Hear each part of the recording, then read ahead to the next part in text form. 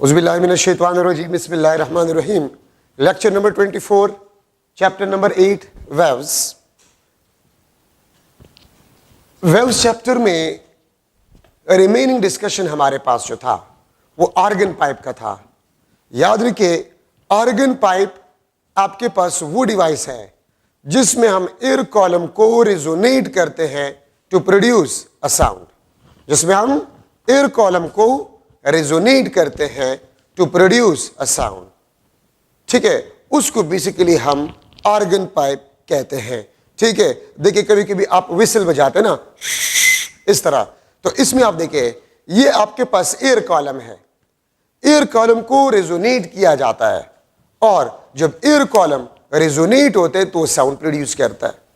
बांसुरी जो है, बांसुरी आप बजाते हैं तो उसमें से एयर कॉलम जब रेजोनेट होगा तब उससे विसल या साउंड प्रोड्यूस होगा, अदरवाइज उससे साउंड प्रोड्यूस नहीं होगा। तो ऑर्गन पाइप वो डिवाइस है जिसमें एयर कॉलम को रेजोनेट किया जाता है टू प्रोड्यूस अ साउंड, तो उसको बेसिकली हम ऑर्गन पाइप कहते हैं। ठीक है, और इसको हम आम जिंदगी में बांसुरी कहते हैं। ऑर्गन पाइप में आप लोगों ने देखा होगा कि लिप होता है, लिप। आप विसल बजाते ना, आप बांसुरी बजाते हैं, लिप में आप एयर जेट भेजते हैं। एयर जेट जाता है, जब वो रिफ्लेक्ट होता है और ओपन माउथ से निकलता है तो वो अपने पीछे रेयरफेक्शन को छोड़ता है। ठीक है, कंप्रेशन हम भेजते हैं, जब वो ओपन माउथ से निकलता है रेयरफेक्शन उससे बन जाता है तो sound wave, air column resonate, sound produce हो जाता है। ठीक है, तो मैं ऑर्गन पाइप के बजाय यहां पर लिख लेता हूं closed pipe, closed organ pipe. ये आपके पास क्लोज्ड पाइप, उसका एक एंड आपके पास क्लोज है और दूसरा आपके पास ओपन, तो ये आपके पास क्लोज्ड पाइप। दूसरा मैं लिख रहा हूं ओपन पाइप, ओपन पाइप, उसके दोनों एंड आपके पास ओपन हो, उसके दोनों एंड आपके पास ओपन हो। ठीक है, देखिए इसका ये साइड ओपन है, ये क्लोज है, इसके दोनों साइड्स आपके पास ओपन है। ये आपके पास string, where string is fixed at both end, ये दोनों एंड पे स्ट्रिंग आपके पास जो है वो फिक्स्ड है। ठीक है, और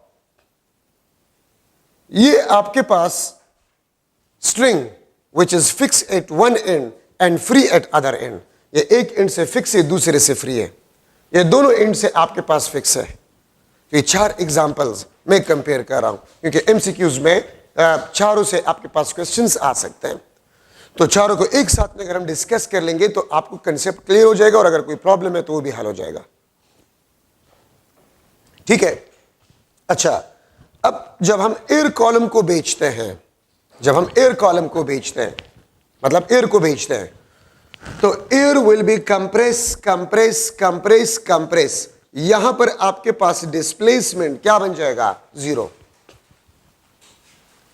यह आपके पास डिस्प्लेसमेंट जीरो। अगर मैं डायग्राम से शो करूं, यहां पर आपके पास displacement maximum amplitude, displacement decrease, displacement decrease, और यहां पर डिस्प्लेसमेंट जीरो। जब यहां पर यहां से ये वापस जाएगा, ये वापस आपके पास जाएगा, ठीक है, तो यहां पर जब वापस निकलेगा तो डिस्प्लेसमेंट फिर आपके पास मैक्सिमम, डिस्प्लेसमेंट फिर आपके पास जो है वो मैक्सिमम बन जाता है। यहां पर डिस्प्लेसमेंट मैक्सिमम, यहां पर आपके पास डिस्प्लेसमेंट जीरो, ये आपके पास डिस्प्लेसमेंट जीरो, ये आपके पास डिस्प्लेसमेंट मैक्सिमम। ठीक है, तो देखिए हमारे पास स्टैंडिंग वेव्स में वो पार्ट जहां पर डिस्प्लेसमेंट मैक्सिमम होता है उसको हम एंटी नोड कहते हैं, उसको हम क्या कहते हैं, एंटी नोड कहते हैं। तो याद रखिए, ओपन माउथ पे आपके पास एंटी नोड होगा, डिस्प्लेसमेंट जीरो, तो क्लोज एंड पे आपके पास क्या होगा, नोड होगा। ठीक है, यहां पर आपके पास क्लोज साइड पे नोड और यहां पर आपके पास क्या होगा, ये एंटी नोड, क्योंकि स्टैंडिंग वेव्स में वो पार्ट जहां पर डिस्प्लेसमेंट मैक्सिमम होता है उसको हम एंटी नोड कहते हैं, और जहां पर डिस्प्लेसमेंट जीरो होता है उसको हम नोड कहते हैं, उसको हम क्या कहते हैं, नोड कहते हैं। ठीक है, तो ये आपके पास एंटी नोड, ये आपके पास नोड।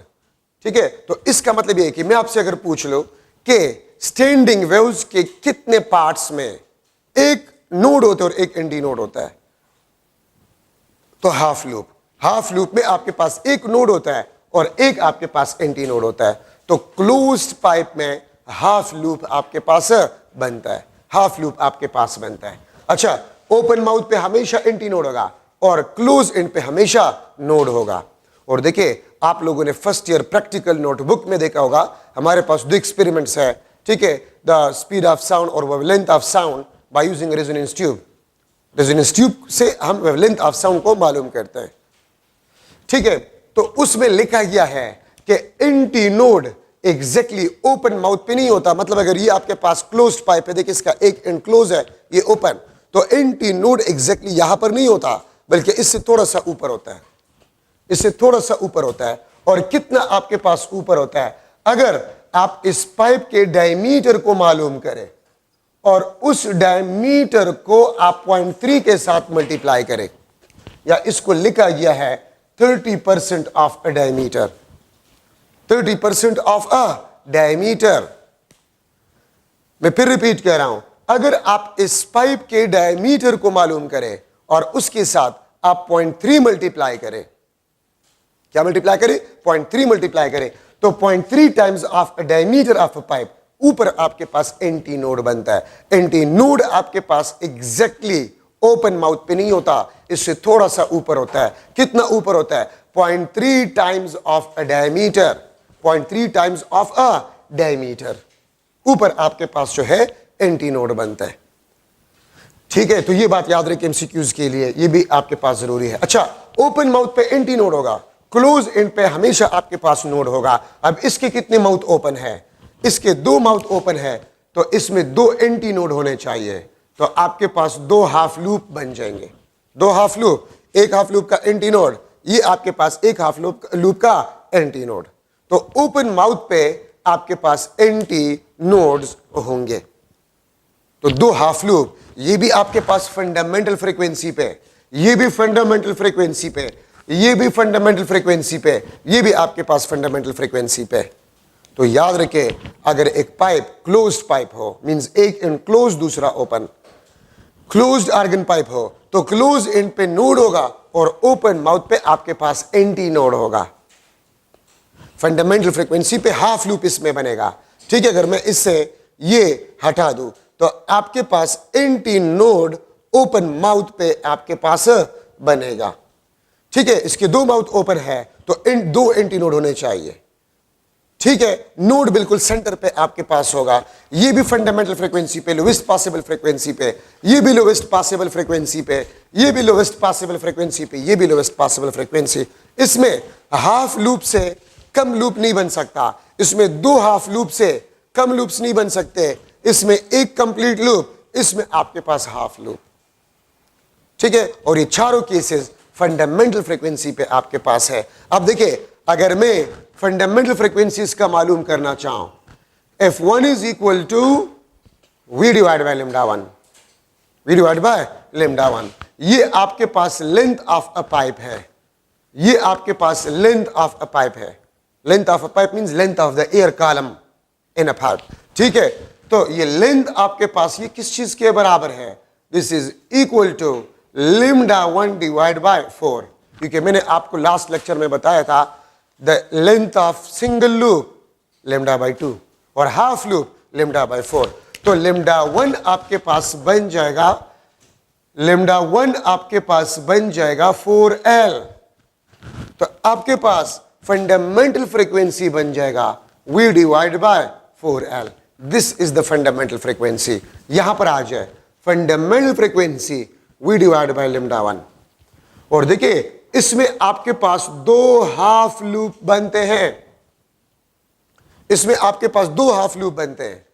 2 हाफ लूप का मतलब आपके पास क्या होता है, 1 कंप्लीट लूप, 1 कंप्लीट लूप। ठीक है, तो मैं यहां पर लिख लूंगा L is equal to lambda 1 divide by 2। एक लूप का लेंथ लैम्डा 1 डिवाइड बाय 2, या लैम्डा 1 आपके पास होगा, it will be equal to 12। तो इसका फंडामेंटल फ्रीक्वेंसी ये आपके पास v डिवाइड बाई 2l होगा। ये आपके पास fundamental frequency v divide by 4l होगा। ठीक है, इसका फंडामेंटल फ्रीक्वेंसी हम पढ़ चुके हैं v डिवाइड बाई 2l। इसका fundamental frequency v divide by 4 है। लेकिन यहां पर v speed of a string wave, speed of a string wave, यहां पर v आपके पास है, this is the speed of a sound wave. v speed of a sound wave है आपके पास। ठीक है, तो ये आपके पास फंडामेंटल फ्रीक्वेंसी, ये आपके पास फंडामेंटल फ्रीक्वेंसी, ये आपके पास फंडामेंटल फ्रीक्वेंसी, ये आपके पास फंडामेंटल फ्रीक्वेंसी। ठीक है, और मैं अगर आपको बताऊं, यहां से आप देख सकते हैं लिम्डा 1 4l है, तो इसका मतलब ये है कि the wavelength of closed organ pipe is equal to 2 multiply by 2l, या wavelength of a closed pipe at first resonance is equal to 2 times of wavelength at first resonance for open pipe, for open pipe। ठीक है, ये बात आप लोग याद रखिए। ठीक है, तो lambda 1c the wavelength for the closed organ pipe is equal to 2 times of wavelength at first resonance for open organ pipe, जो कि आप यहां से नजर आ रहे हैं, यहां से आप देख सकते हैं।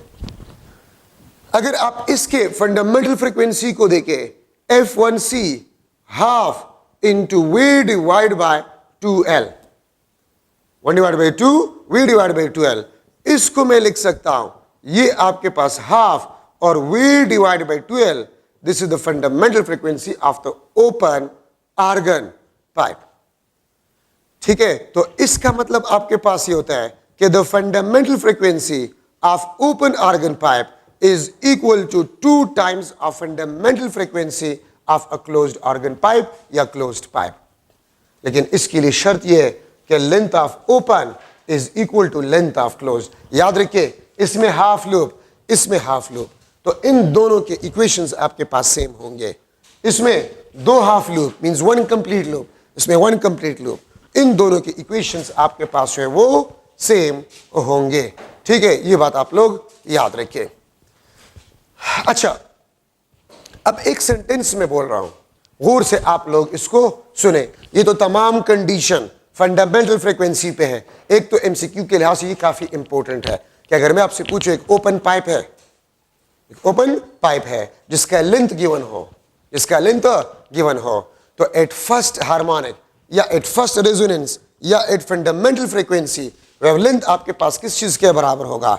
2 times of a length of a pipe, 2 times of a length of a pipe. ठीक है, तो अगर आपके पास एक पाइप है, उसका लेंथ, ओपन पाइप, उसका लेंथ 1 मीटर है, तो फर्स्ट रेजोनेंस पे आपके पास जो वेवलेंथ स्टैंडिंग वेव का बनेगा वो 2 multiply by length of the pipe. अगर क्लोज पाइप हो तो आपके पास जो वेवलेंथ होगा एट फर्स्ट रेजोनेंस वो 4 times of length of a pipe. तो अक्सर ये एमसीक्यूज भी मुख्तलिफ बुक्स में मौजूद है कि आपको length of a closed pipe given होगा और आपसे at first resonance wavelength of standing waves के बारे में पूछा गया होगा, तो 4l। ठीक है, आपको ओपन पाइप गिवन होगा और आपसे फंडामेंटल फ्रीक्वेंसी पे वेवलेंथ आपसे पूछा गया होगा, वो आपके पास 2l के बराबर हो। ठीक है, अच्छा, चारों केसेस में मैं आपको फिर रिपीट कर रहा हूं कि क्लोज्ड पाइप और string fix at one and, free at other and, इनके इक्वेशंस आपके पास सेम होंगे और इन दोनों की इक्वेशंस आपके पास सेम होंगे। अब मैं एक सेंटेंस बोल रहा हूं, आप गौर से सुने, याद रखिए, चारों केसेस में if each and every time we want to increase the frequency, if each and every time if we want to increase the frequency, so one complete loop will be increases, one complete loop will be increases।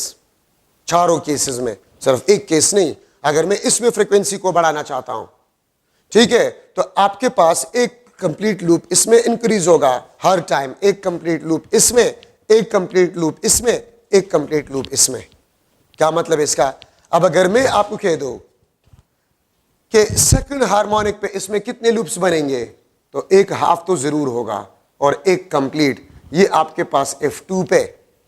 इसमें आपके पास जो होगा एक complete, 2 आपके पास half, एक complete 2 half means 2 complete.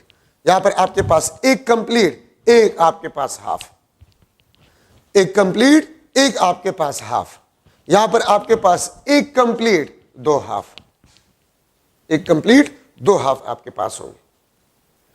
सही है। अगर वहां पर आप देखें तो F2 पे आपके पास दो लूप, इसमें भी एक लूप आपके पास इंक्रीज होगा, इसमें भी आपके पास एक लूप कंप्लीट इंक्रीज होगा F2 पे। तो चारों केसेस में each and every time one complete loop will be increases if the frequency increases.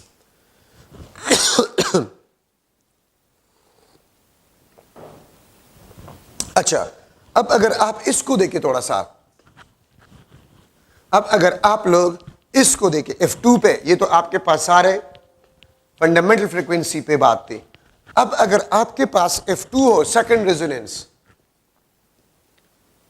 Second resonance, तो F2 आपके पास V divide by lambda 2, V divide by lambda 2, ठीक है। अच्छा, अब ये देखिए, एक हाफ लूप का लेंथ लेमडा बाय 4, एक हाफ लूप का लेंथ लेमडा बाय 4, तो आप ये देखिए ये कितने लूप हो गए हाफ, एक दो ये तीन हाफ हो गए, एक कंप्लीट एक हाफ मींस 3 हाफ।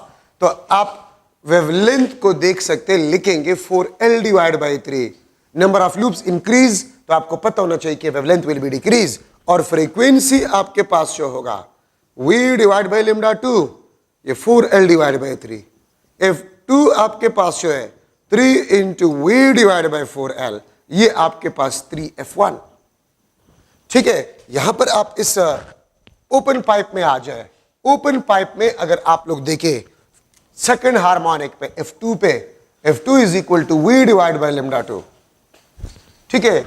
अच्छा, अब आपके पास पहले एक कंप्लीट लूप था या दो हाफ थे, अब दो कंप्लीट है, तो आपके पास जो लेंथ होगा वो 2 लेमडा 2 डिवाइड बाय 2, क्योंकि मैंने आपको कहा था एक कंप्लीट लूप का लेंथ लेमडा बाय 2, सो दो कंप्लीट लूप का लेंथ 2 लेमडा बाय 2, ठीक है, 2 लेमडा बाय 2, या लेमडा 2 में लिखूंगा 12 डिवाइड बाय 2, ठीक है। तो F2 आपके पास V डिवाइड बाय L, या इसको मैं लिख सकता हूं 2 टाइम्स ऑफ F1। तो देखिए मैं आपके लिए और भी आसान कर लेता हूं, इसमें F2 पे, F1 पे इसमें कितने लूप्स बन रहे थे, एक हाफ, F2 पे सेकंड रेजोनेंस पे एक कंप्लीट एक हाफ, तो कितने हाफ हो गए, 3 हाफ हो गए। तो पहले एक हाफ, अब 3 हाफ, तो फ्रीक्वेंसी 3 टाइम्स, क्या आपको नजर आ रहा है, फ्रीक्वेंसी 3 टाइम्स। अगर मैं लिख लो F3 थर्ड रेजोनेंस पे एक कंप्लीट लूप और इंक्रीज होगा, एक कंप्लीट लूप और इंक्रीज होगा, एक लूप एक और इंक्रीज होगा, तो 2 लूप्स, 2 कंप्लीट लूप्स और एक हाफ लूप। F3 पे 2 कंप्लीट एक हाफ, कितने हाफ हो गए, 5 हाफ हो गए। तो अगर 5 आपके पास हाफ हो गए तो ये आपके पास 5 टाइम्स F1, ठीक है। और लेमडा 3 आपके पास होगा वो 4L डिवाइड बाय 5 होगा। यहां पर पहले एक F1 पे पहले एक कंप्लीट था, F2 पे 2 कंप्लीट, फ्रीक्वेंसी डबल, और F3 पे 3 लूप्स होंगे, फ्रीक्वेंसी 3 टाइम्स, और वेवलेंथ आपके पास है 2L डिवाइड बाय 3, ठीक है। अब अगर मैं इसको जनरलाइज करूं, Fn is equal to 2n-1 into F1, या 2n-1 V divide bye 4L, ये आपके पास nth हार्मोनिक। 2n-1 क्या शो करते हैं, ऑड। क्यों ऑड, F1 पे एक हाफ, F2 पे 3 हाफ, मतलब एक कंप्लीट एक हाफ मींस 3 हाफ, F3 पे 2 कंप्लीट एक हाफ, तो 2 कंप्लीट 4 हाफ हो गए और एक हाफ 5 हाफ हो गए, तो 5। तो मतलब ये है कि अगर एक पाइप क्लोज्ड पाइप हो, फिर उसकी जो फ्रीक्वेंसीज होंगे for harmonic, that will be equal to odd multiple of fundamental frequency, F1, 3F1, 5F1, 7F1, 9F1, 11F1, इस तरह जाते जाए। और वेवलेंथ आपके पास क्या होगा, वेवलेंथ आपके पास 4L divide by 2n-1, 4L आपके पास जो है डिवाइड बाय 2n-1, ये आपके पास जो है वेवलेंथ होगा, ठीक है। Lambda n is equal to 4L divide by 2n-1, और 2n-1 आपको क्या देते हैं, ऑड नंबर। तो याद रखिए अगर फ्रीक्वेंसी ऑड टाइम इंक्रीज होता है तो wavelength odd time decrease, 4L divide bye 1, 4L divide bye 3, 4L divide bye 5, 4L divide bye 7, 4L divide bye 9, 4L divide bye 11। तो अगर फ्रीक्वेंसी ऑड टाइम इंक्रीज होता है तो वेवलेंथ इन टाइम डिक्रीज होता है, सॉरी ऑड टाइम डिक्रीज होता है, लेकिन speed of a sound it will be remain same or constant. अगर आप इसको जनरलाइज करें तो Fn is equal to n times of F1, या इसको मैं लिख सकता हूं n times of V divide by 2L, और वेवलेंथ आपके पास होगा 2L डिवाइड बाय n। तो ओपन पाइप का frequency n time increase, open pipe का फ्रीक्वेंसी n टाइम इंक्रीज और वेवलेंथ आपके पास n टाइम डिक्रीज, लेकिन speed of a sound wave remain same. और ये इक्वेशन इसके लिए भी है और ये इक्वेशंस इसके लिए भी है। ठीक है, तो ये आपके पास क्लोज्ड पाइप, ये आपके पास open pipe, string fix at both end, ये आपके पास string fix at one end and free at other end. अब इसमें से अगर आप देखें, मैं चलो यहीं पर कर लेता हूं, तो ये आपके पास वेवलेंथ और फ्रीक्वेंसीज बन गए। अच्छा, मैंने पहले भी आपको बताया था, ठीक है, कि the fundamental frequency of open organ pipe is equal to 2 times of fundamental frequency of closed organ pipe, अगर ओपन और क्लोज्ड का लेंथ आपके पास क्या हो, सेम हो। अगर ओपन और क्लोज का लेंथ आपके पास सेम हो तो फिर fundamental frequency of open organ pipe is equal to 2 times of fundamental frequency of closed organ pipe. और अगर आप डायग्राम से देखना चाहते हैं तो मैंने लेक्चर के स्टार्ट में कहा था कि फंडामेंटल फ्रीक्वेंसी पे इसमें कितने लूप्स बनते हैं, 2 हाफ बनते हैं फंडामेंटल फ्रीक्वेंसी पे। इसमें कितने बनते हैं, इसमें 1 हाफ बनता है, इसमें 2 हाफ, इसमें 1 हाफ, तो इसमें 2 हाफ, इसका फ्रीक्वेंसी डबल है ना, 2 हाफ तो फ्रीक्वेंसी डबल है इसका, इसके मुकाबले में। ठीक है, so the fundamental frequency of open organ pipe is equal to 2 times of fundamental frequency of a closed organ pipe if the length of open and closed is a same. अच्छा, फिर देखिए, अगर मैं लिख लो Fn C divide by Fno, FNC ये आपके पास क्लोज्ड, ये क्लोज्ड, ये FNC, तो 2n minus 1 into V divide by 4LC divide by FNO, ये आपके पास FNO है, तो ये आपके पास n into V divide by 2L, और L के साथ में O लिख लूंगा।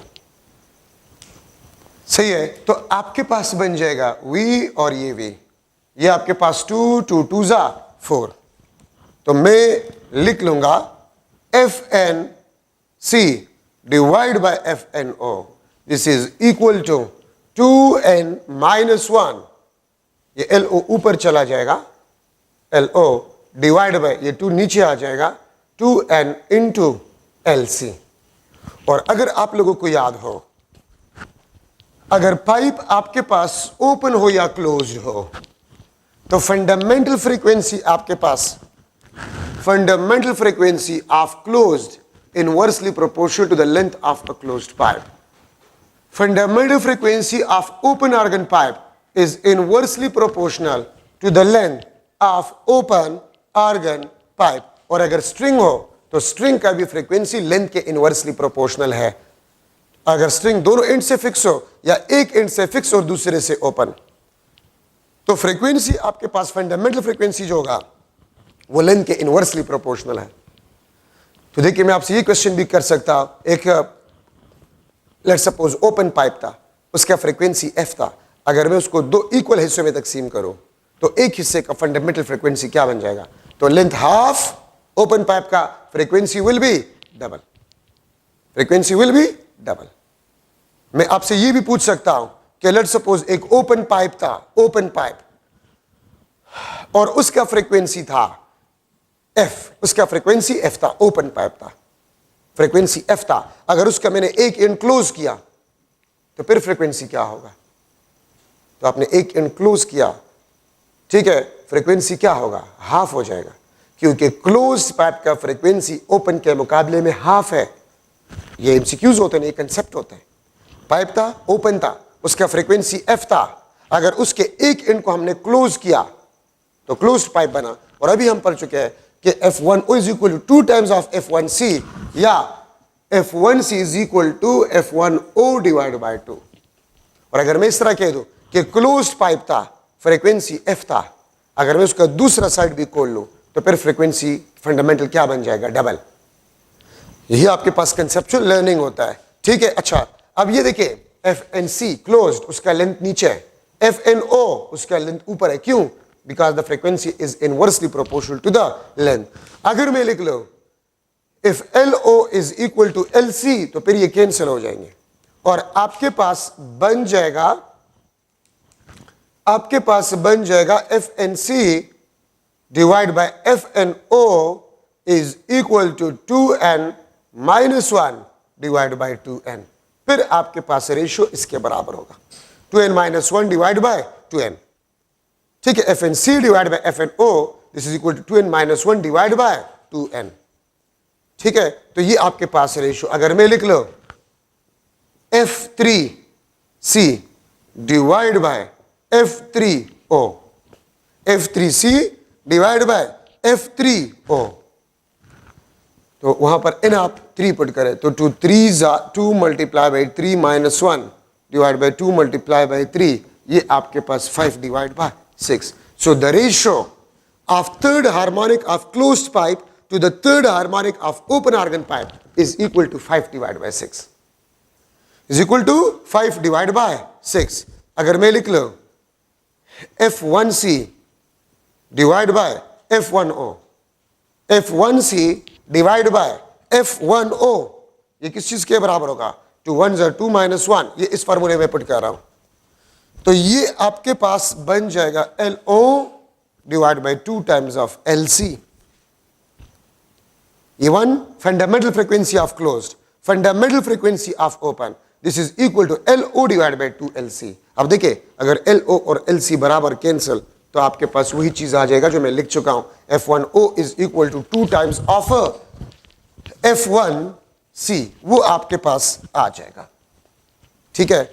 अगर मैं लिख लो LO is equal to LC, वो आ जाएगा, ठीक है। अब देखिए इस किस्म के MCQs आपके पास आ जाएंगे। MCQ, if F1O is equal to F1C then LO will be equal to dash times of LC, तो A option 2LC, B option LC divide by 2, C option 4LC, D option आपके पास जो है LC divide by 4। तो इसमें क्या होगा? तो देखिए मैंने ऊपर लिखा है अगर फंडामेंटल फ्रीक्वेंसी ओपन और क्लोज्ड का बराबर हो जाए तो फिर ओपन का लेंथ आपने क्या रखना होगा? तो आप ये देखिए F1C divide by F1O LO divide by 2LC। अगर LO को मैं 2LC रख लूं कैंसल, ठीक है। तो आपके पास LO अगर 2LC हो मतलब ओपन ऑर्गन पाइप के लेंथ को अगर आप डबल करें, ओपन ऑर्गन पाइप के लेंथ को अगर आप डबल करें क्लोज के मुकाबले में, तो फिर fundamental frequency of open and closed will be same और इक्वल, ठीक है। या मैं इस तरह भी कह सकता हूं कि अगर आप क्लोज्ड पाइप के लेंथ को हाफ करें, क्लोज्ड पाइप के लेंथ को हाफ करें, तो फिर fundamental frequency of open and length organ pipe will be same, and this is also important, ठीक है। तो आपके पास में LO, अब देखिए मैं अगर आपसे पूछूं LO में क्या रख लूं? If F1C is equal to 2 times of F1O, MCQ, open organ pipe का लेंथ में क्या रख लूं? In terms of closed organ pipe length, if the fundamental frequency of a closed pipe is equal to 2 times of fundamental frequency of a open organ pipe, तो यहां पर देखिए LO अगर मैं 4LC पुट करूं, ये 2LC है, तो LC के साथ कैंसिल 2, ठीक है। तो LO आपके पास क्या होगा? 4LC। अब उसमें आपके पास ऑप्शन, करेक्ट ऑप्शन 4LC आएगा इसके लिए। तो ये फार्मूला है, इससे आप आसानी से मालूम कर सकते हैं कि मैं ओपन ऑर्गन पाइप के लेंथ को क्या रख लूं या क्लोज्ड ऑर्गन पाइप के लेंथ को क्या रख लूं। जो क्वेश्चन आपसे पूछा है ये उसके मुताबिक से आप करें। अच्छा, अब आप लोगों ने ये भी पढ़ा कि open pipe F1 2F1, 3F1, 4F1 इस तरह जाते जाए। ये किस पाइप के लिए? ये क्लोज्ड के ओपन के लिए है, ये ओपन के लिए है। और क्लोज्ड के लिए आपके पास क्या है? क्लोज्ड के लिए F1, 3F1, 5F1, 7F1 इस तरह जाए। ये क्लोज्ड पाइप के लिए, वो ओपन के लिए। तो आपसे पूछा जा सकता है कि ओपन पाइप और क्लोज्ड पाइप में कौन सा पाइप आपको ज्यादा हार्मोनिक्स देंगे? कौन सा पाइप आपको ज्यादा हार्मोनिक्स देंगे? ओपन। ओपन आपको ज्यादा हार्मोनिक्स देंगे। क्यों? आप ओपन में देखिए F1, 2F1 भी है, 3F1 भी है, 4F1, 5, मतलब ऑड और इवन दोनों है, लेकिन इसमें सिर्फ ऑड है। 2F1 नहीं है, 4F1 नहीं है, 6F1 नहीं है, इसमें सिर्फ F1, 3F1, 5F1, 7F1 इस तरह, इसमें सिर्फ ऑड है। और ओपन के लिए ऑड इवन दोनों है। तो अगर ओपन और क्लोज्ड पाइप का लेंथ सेम है तो ओपन आपको ज्यादा नंबर ऑफ हार्मोनिक्स देंगे क्लोज्ड के मुकाबले में। सामने है, ठीक है, आप देख सकते हैं।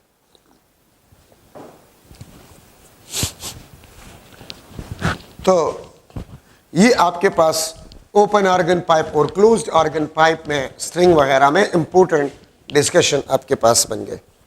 अच्छा, आप लोगों ने पढ़ा होगा रेजोनेंस ट्यूब। रेजोनेंस ट्यूब आपके बुक में डायग्राम है। ये आपके पास वाटर ट्यूब है,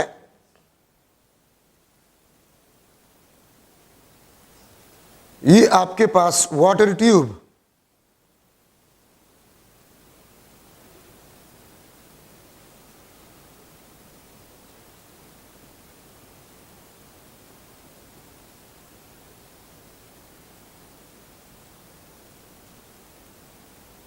ठीक है। इसमें आपके पास वाटर होता है, इसमें आपके पास क्या होता है? वाटर होता है, ठीक है। वाटर रिजर्वायर को आप ऊपर करते हैं, नीचे करते हैं, यहाँ पर वाटर लेवल आपके पास चेंज होता है।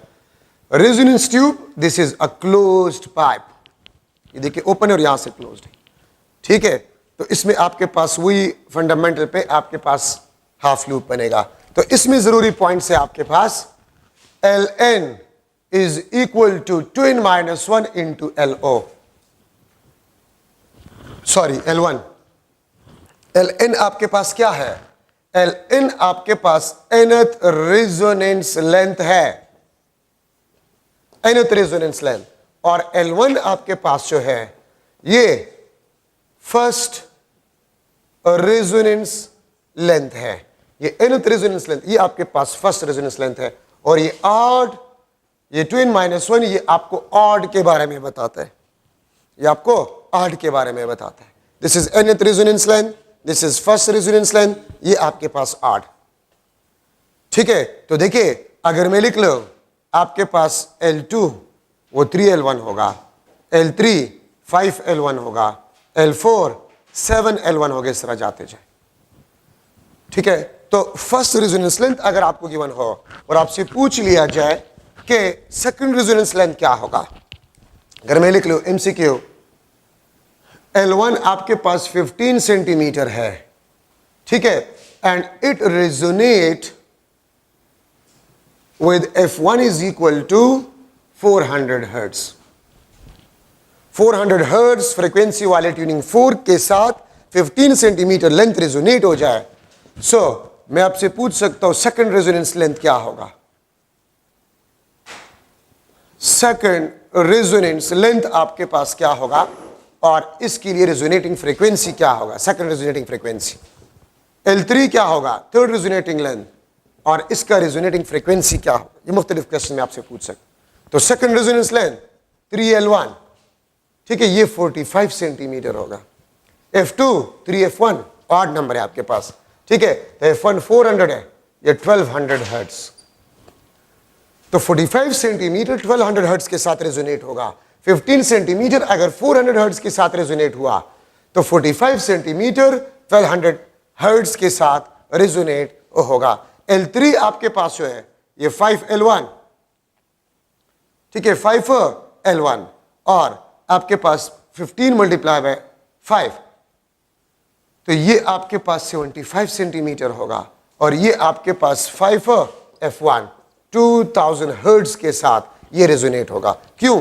क्लोज्ड पाइप की जो फ्रीक्वेंसी होता है वो odd multiple of fundamental frequency, और रेजोनेटिंग लेंथ आपके पास जो होता है वो odd multiple of first resonating length होगा आपके पास। अगर मैं इस तरह लिख लूं MCQ, second resonating length of resonance tube, second resonating length of a resonance tube is 75 centimeter. 75 centimeter. Resonate with tuning fork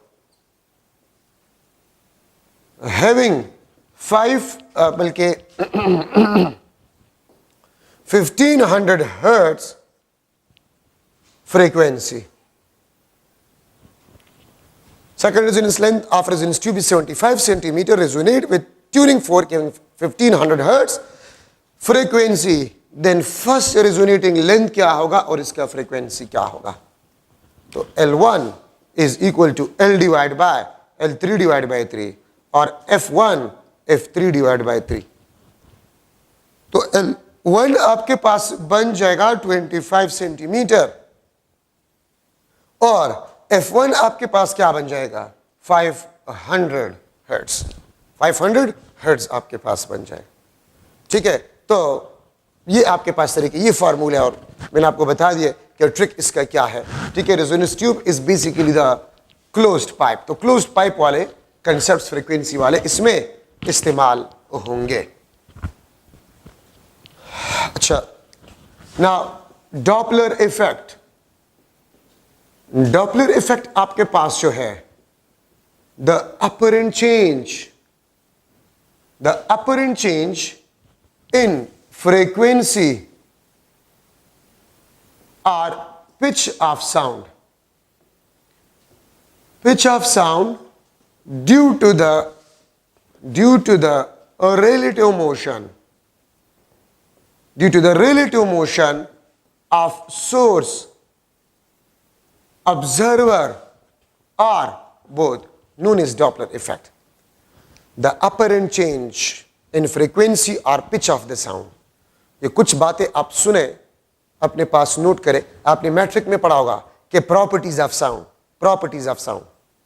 तो साउंड की प्रॉपर्टीज क्या है? Loudness, pitch and quality. Properties of sound matric में आपने पढ़े होंगे।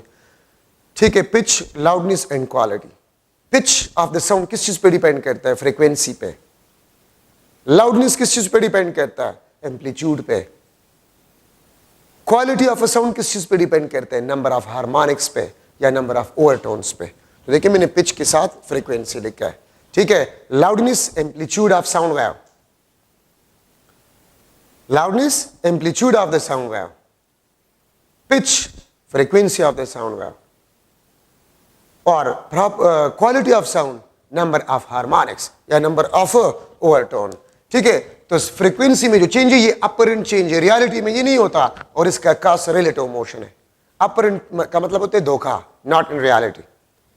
तो आप फ्रीक्वेंसी में जो चेंज ऑब्जर्व करते हैं उसका कास होता है रिलेटिव मोशन। अब इसमें केस 1 में ले रहा हूं, source is moving and observer at rest.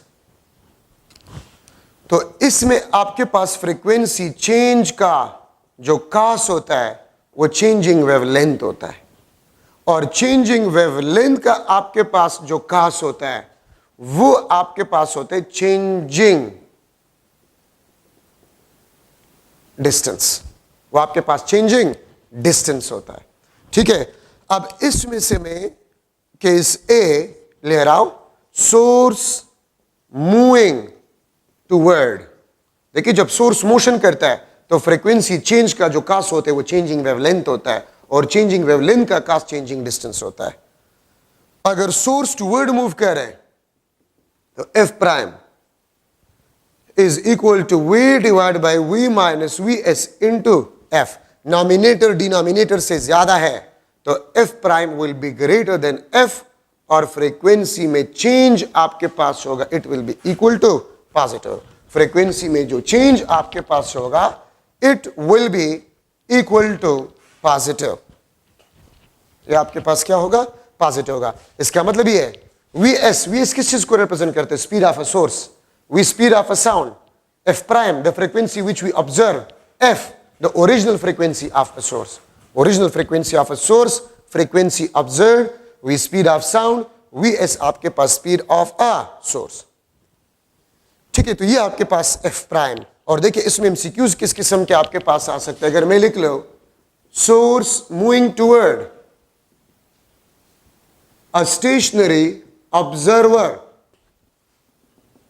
with half of speed of sound, with half of speed of a sound, then frequency observed will be dash, frequency observed will be dash। ठीक है, 2f f C option f divide by 2 और D option आपके पास 4f। तो देखिए आपने ये formula याद करना होगा। इसमें वीएस आपको बताया गया है कि this is equal to half of speed of sound. तो v माइनस हाफ वी, ये हाफ टू ऊपर चला जाएगा, तो आपके पास आ जाएगा 2f। हम डबल फ्रीक्वेंसी को ऑब्जर्व करेंगे। ठीक है, और इसी में से आपके पास केस बी, ठीक है, source moving away, source moving away, तो फिर आपके पास frequency v divide by v plus V S into F. अब इस केस में आपके पास फ्रीक्वेंसी f प्राइम आपके पास है वो f से कम होगा। ठीक है, और डेल्टा f आपके पास होगा, it will B negative. It means हम फ्रीक्वेंसी में डिक्रीज ऑब्जर्व करेंगे। कितना decrease? Depend upon the speed of a source. ठीक है, तो इसमें इक्वेशन आप लोगों ने याद करने होंगे। अब यहां पर मैं लिख रहा हूं observer is moving and source at rest. तो फ्रीक्वेंसी चेंज का जो कास होता है, इसमें फ्रीक्वेंसी चेंज का जो कास होता है वो आपके पास रिलेटिव स्पीड होता है, रिलेटिव स्पीड होता है जब ऑब्जर्वर मोशन करता है। ठीक है, अब इसमें मैं केस 1 ले रहा हूं, केस 2 में मैं केस ए ले रहा हूं। ऑब्जर्वर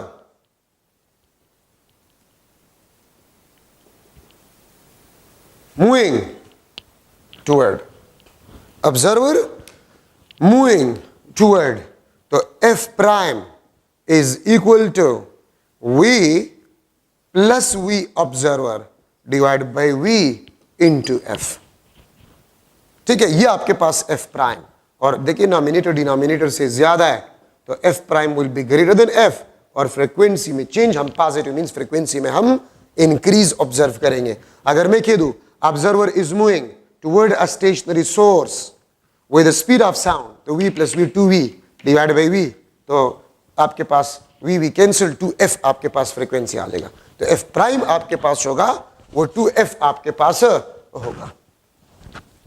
ठीक है, तो इक्वेशंस आप लोगों ने इसमें याद करने होंगे। ठीक है, इसका ट्रिक मैं आपको नहीं बता सकती, आपने याद करने होंगे। Case B observer moving away, observer moving away, तो फिर आपके पास F prime V minus V observer divide by V into F. ठीक है, और इसमें नॉमिनेटर डिनोमिनेटर से कम होगा, F prime will be less than F, delta F आपके पास होगा, it will be equal to negative. इसका मतलब यह है कि हम फ्रीक्वेंसी में डिक्रीज ऑब्जर्व करेंगे। ठीक है, अगर मैं इस तरह लिख लूं इफ, या ऑब्जर्वर, इफ की जरूरत नहीं है, मूविंग टुवर्ड्स और away from stationary source, observer moving toward और अवे फ्रॉम स्टेशनरी सोर्स, तो फिर क्या होगा? एफ प्राइम, देखिए ये टुवर्ड यहां पर प्लस है, तो v plus V observer divide by v into F. Toward पहले है, अवे बाद में है, तो अवे में देखिए माइनस आता है, दिस इज माइनस, तो प्लस ऊपर है माइनस नीचे है। अगर मैं इसको इस तरह लिख लूं observer moving away or toward from stationary source. अब देखिए यहां पर अगर देखें टूवर्ड पहले था, अवे बाद में था, अब यहां पर अवे पहले है। तो अगर अवे पहले तो एफ प्राइम आपके पास जो होगा वी अवे पहले V minus V observer divide by V into F, और टूवर्ड बाद में है तो प्लस नीचे, प्लस नीचे।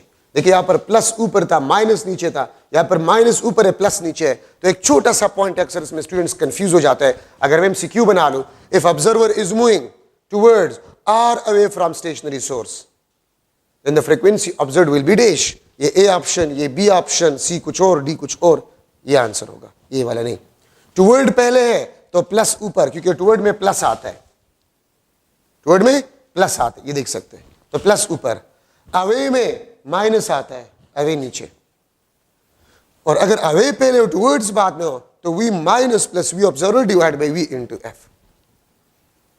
ठीक है, तो फिर आपने ये लिखना होगा। अगर मैं लिख लू both observer and source moving towards or away, both observer and source moving toward are away, तो f प्राइम v toward पहले है तो v प्लस v ऑब्जर्वर, और सोर्स के लिए v minus V S into F. ये towards पहले है तो मैंने टुवर्ड्स वाले केसेस पहले लिख लिए। अवे बाद में है तो इसके नीचे माइनस और इसके नीचे प्लस। अगर मैं अवे पहले करूं टुवर्ड बाद में तो इसका माइनस ऊपर प्लस नीचे, इसका प्लस ऊपर माइनस नीचे। तो एक छोटा सा पॉइंट होता है, इसको आप जहन में बैठा दें। ठीक है, अगर टुवर्ड्स पहले हो तो ऊपर वाले साइन जो होंगे, अगर टुवर्ड्स पहले तो ऊपर वाले साइन टुवर्ड्स वाले होंगे, अवे बाद में तो नीचे वाले अवे के लिए जो साइन है वो होंगे। This is the important points in a Doppler effect. और याद रखिए डॉपलर इफेक्ट आपके पास जो होता है, डॉपलर इफेक्ट आपके पास जो होता है, this is not only for the sound wave, ये लाइट वेव्स के लिए भी इस्तेमाल होते हैं। रडार सिस्टम, सोनार्स, ठीक है, स्पीड ऑफ व्हीकल्स जो मेजर किए जाते हैं, ठीक है, वो बेसिकली डॉपलर इफेक्ट के प्रिंसिपल पे काम करते हैं। अगर मैं आपसे पूछूं एक स्टार था, वो पहले रेड नजर आ रहा था, रेड, और फिर कुछ दिनों बाद हमने देखा वो व्हाइट नजर आ रहा है। पहले रेड फ्रीक्वेंसी कम, व्हाइट का फ्रीक्वेंसी ज्यादा होता है, इसका मतलब है लाइट की फ्रीक्वेंसी बढ़ रही है। तो अगर फ्रीक्वेंसी बढ़ रही है इसका मतलब है कि स्टार और अर्थ के दरमियान डिस्टेंस डिक्रीज हो रहा है, रिलेटिव डिस्टेंस डिक्रीज हो रहा है। और अगर एक स्टार आपको व्हाइट नजर आ रहा था लेकिन कुछ दिनों बाद आप उसको देख रहे वो रेड नजर आ रहा है, तो रेड का फ्रीक्वेंसी व्हाइट से कम होता है, फ्रीक्वेंसी डिक्रीज। इसका मतलब होता है कि the distance between star and earth is a decreasing. तो डॉपलर इफेक्ट लाइट वेव्स के लिए भी है, सिर्फ साउंड वेव्स के लिए नहीं है। ठीक है, तो आपका चैप्टर नंबर 8 भी इंशाल्लाह खत्म हो गया। 9 चैप्टर हम शुरू करेंगे। उम्मीद है तमाम पॉइंट्स जो एमसीक्यूज लिहाज से जरूरी है वो मैंने आपको बता दिए। इंशाल्लाह कोई प्रॉब्लम आपको नहीं होगा। Thank you so much.